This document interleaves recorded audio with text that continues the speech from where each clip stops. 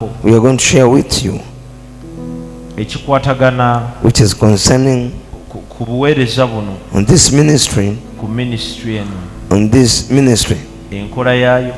the way it works, and where we are so far.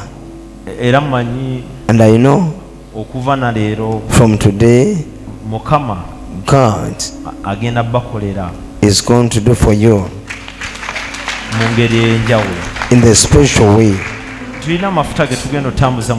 This anointing we are going to spread in this place, and God is going to bless us. The anointing is going to begin from here. As I said, that me, the anointing I'm singing for is to buy the helicopter. My helicopter. It's from here.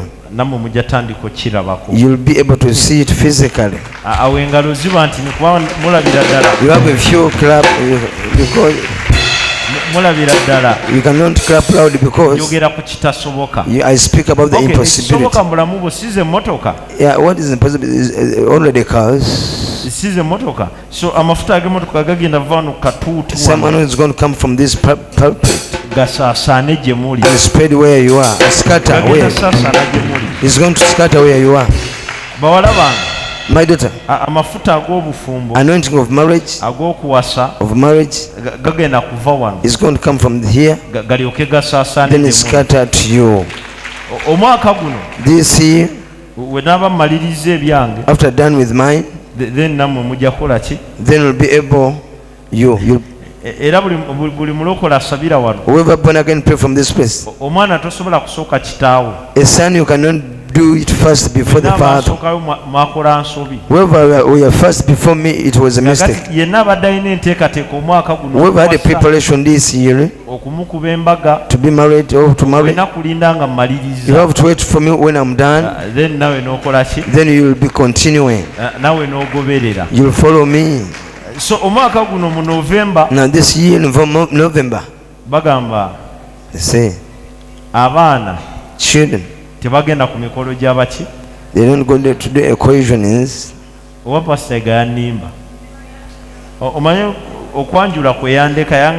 introduction he left me behind, he told me, I was told, a child in the culture is prohibited to go to the occasion of his parents.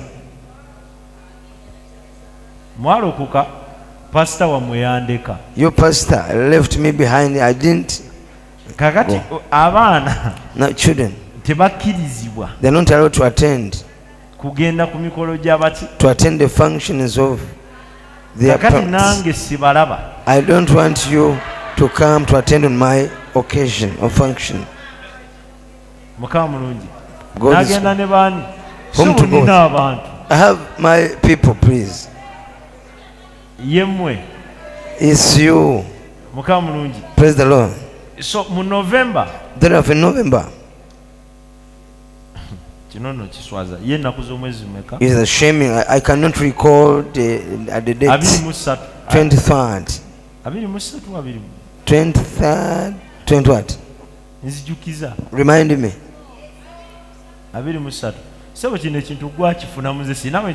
You are the beneficiary. I don't benefit. Every service I've got to write me a sheet and to remind these people. So 23rd November. I've given an open invitation to each and every one. We are going far away, or big, whether it will be 10,000, they will know that we have come. I want those people to say that those people from Kama, they came in large numbers. Everybody who got an open invitation on that function. Now you are sticking on me. Then Sunday, now on Sunday, now our meeting, the first ever our meeting, wegendo tuula. You will sit on Sunday. Tumanye. Then you shall know bani abagenda okukibaamu. Who are the people to be inclusive? Tulina buvunaanyizibwa ki? Which responsibility we have? Then mwabagala okweyama. Now other people to preach. Tujja ba opportunity nga tumaze mmanya biki bye twetaaga. We shall give an opportunity after knowing what we need. Mu linnya erya Yesu. Nebaza Mukama. Waliwo abantu. I thank God because some people bo tebalinda na budget bo beeyamirawo. They didn't wait for the budget, they just preached. Otunulira obweyamu so far. Look at the preachers so far. Tuweza milioni eziwera 50. We range to 20 millions. Eno ziwera na kubanjijukira omu. Waliwo abe-2. There are those of 2 millions. Waliwo abe-10. 10. Si mitwalo 10, milioni 10. Or 10 millions. Waliwo ow'esatu. This is the one of 3. Ndako. Kakati waliwo n'abatandise osasulako. The some now have begun to pay. Batabani bange. My sons. Family ya Mr. Ntambi. The family of Mr. Ntambi. Bo batandika n'osasula nali ndi awo. They began to pay. As I was there, they gave me an envelope ng'erimu emitwalo 5 containing 0.5. nagamba muzeeyi zino ziraba. Mzee, you see this money? Nze ku bweyamu bwange On my pledge, ntandikiddewo. I've begun. Newankubadde nazirya. Much as I ate that money. Era And mu byonna above all, bwemba mugenda sonda ssente, if you are going to contribute that money, omuntu gwe mutalina sembereza a person you should not give that money to, yenze. Pastor Andrew Jengo, Yenze. me. Wema mwagala omukolo gwammwe gunyume. If you want your occasion to be colorful, great, ekitiibwa, honorable function, munkweke ssente. hide your money away from me. Naye wenzirabirako. If I see that money somewhere, I have my problems. Ate ndabawo obukadde n'obukadde busimanyi bwamba. I see millions of money for what? Wesiwasa nfa. Era wenziraba wenzikozesa. If I get that money, I can just use it. Netugwongerayo. And you postpone.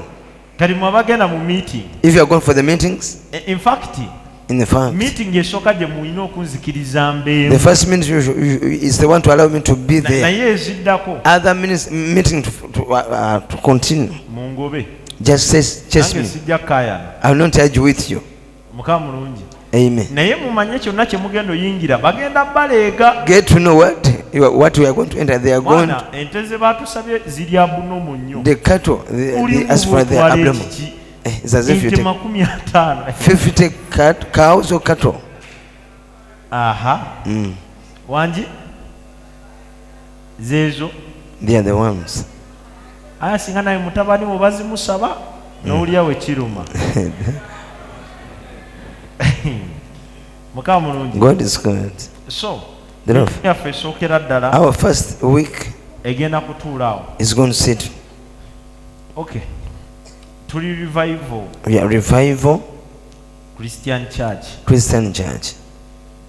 Kawala. In Kawala.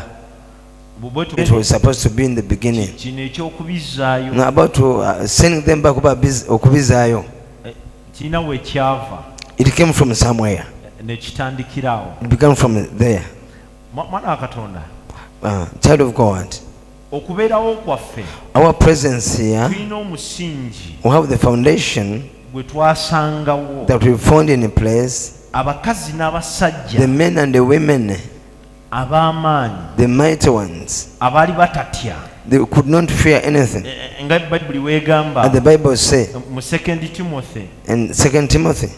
Essuula esooka onyirira olw'omusanvu. Chapter 1 verse 7. Nti Katonda tatuwadde mwoyo wa kutya. God has not given a spirit of fear. Wabula atuwadde amaanyi n'okwagala. He has given us the power and love. So guno omusingi gwe tulimu. The foundation we are sitting on. Gwatandikibwa abasajja n'abakazi. It was begun by the men and women. Katonda be yali awadde omwoyo w'amaanyi. Whom God gave the spirit of power and n'okwagala wabula nga tebatya. love. They could not fear. They were not cowards. Mukama mulungi. God is God. Ne bakulemberwa. And you are led omusajja by the man eyatandika buli kimu. who began each and everything. Nabo ne bamwegattako They bakole joined naye. him to work together. Ne bagusa omulimu guno. And they put this naye work, bonna bwe yakulembera. whatever all that he led, baali bavumu. they are bold. Nga tebatya. They could not fear. They are energetic and powerful. They are full of love. So they began this ministry. And the ministry, it was not of gospel. You have different kind of ministry. There's a ministry, they are specialists people. They are teaching. A ministry of prophecy. A ministry of prophecy. We find praying for the sick, prophesying, deliverance. That's what we find in. They began this ministry specifically to pray for the sick people, prophesying people, and delivering people. This is this ministry. Our Father